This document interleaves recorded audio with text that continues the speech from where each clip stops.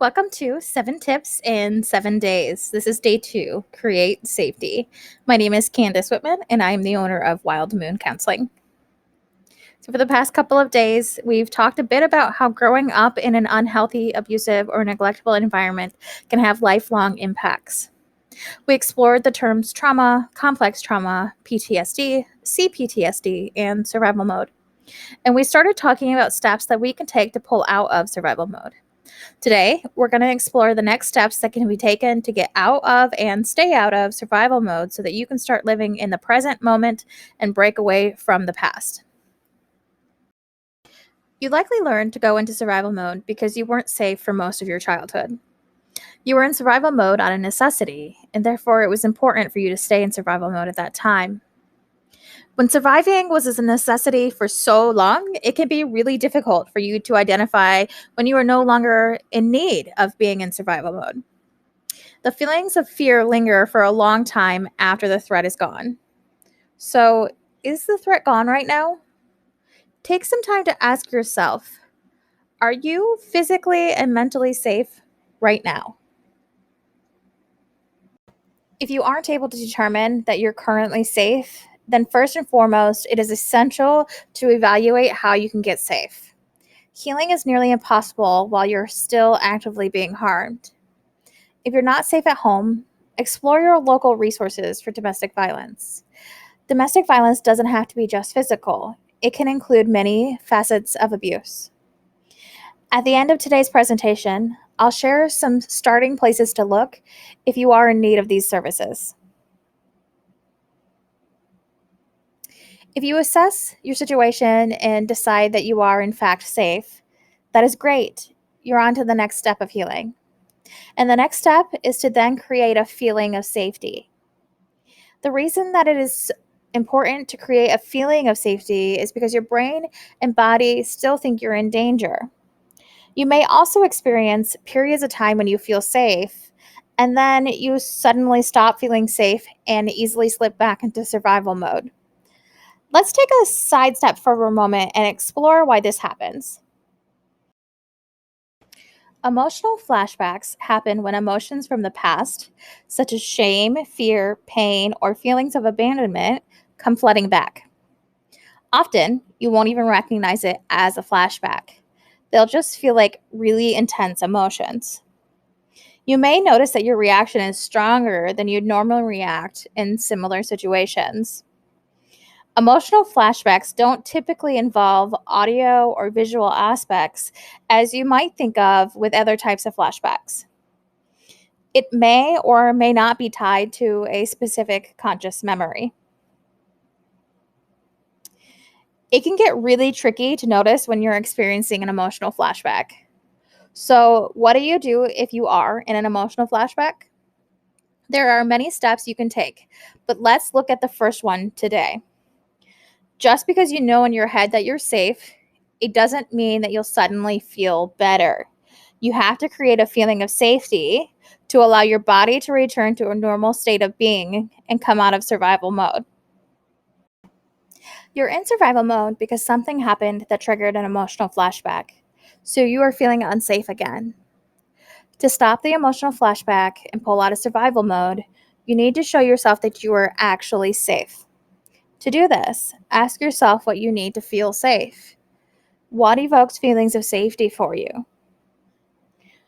What in your environment needs to be different? What will bring you comfort?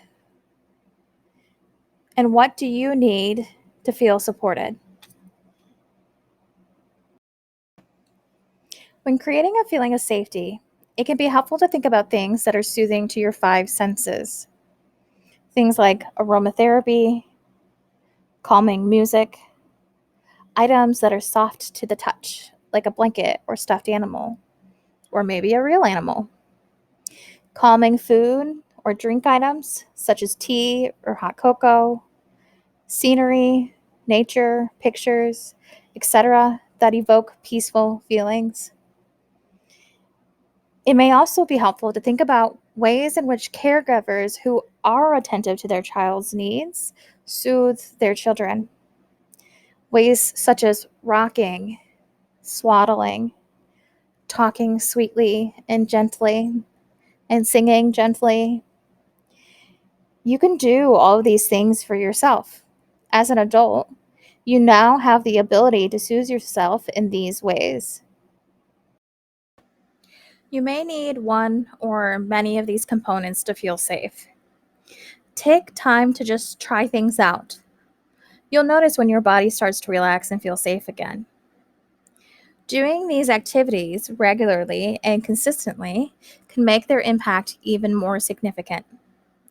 When you start doing these things frequently, you show up for yourself in a way that really convinces your brain and your body that you've got this. So, what's next?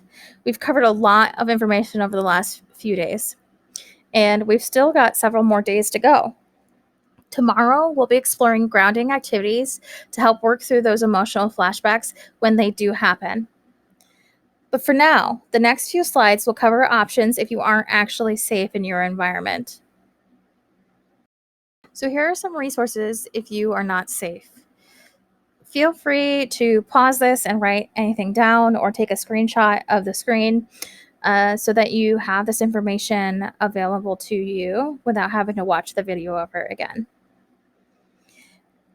Just to quickly go through some of these options, there is the National Domestic Violence Hotline, the National Sex Assault Hotline, and then for legal information in plain English, you can go to the Women's Law Organization.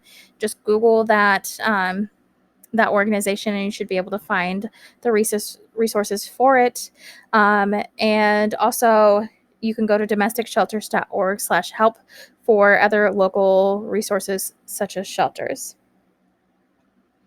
For people who are differently abled, the Domestic Violence Initiative or the Deaf Abused Women's Network. For women of color, the Women of Color Network, or Incite, Women of Color Against Violence. For men, Male Survivor Help Guide. And for immigrant populations, the National Immigrant Women's Advocacy Project. And for the LGBTQ plus community and gender nonconforming community, there are several options for you. Again, just Google these and you'll be able to find more information about them.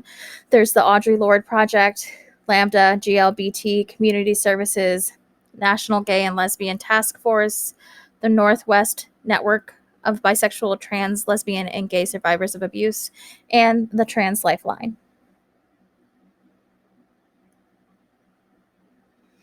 So that's what I've got for you today. See you tomorrow with grounding activities to help you navigate those tough emotional flashbacks. Thanks so much for tuning in to 7 Tips in 7 Days. Again, my name is Candace Whitman, and I'm the owner of Wild Moon Counseling. If you have any questions, you can send me an email at candace@wildmooncounseling.com. Have a great evening, and stay tuned for tomorrow's lesson.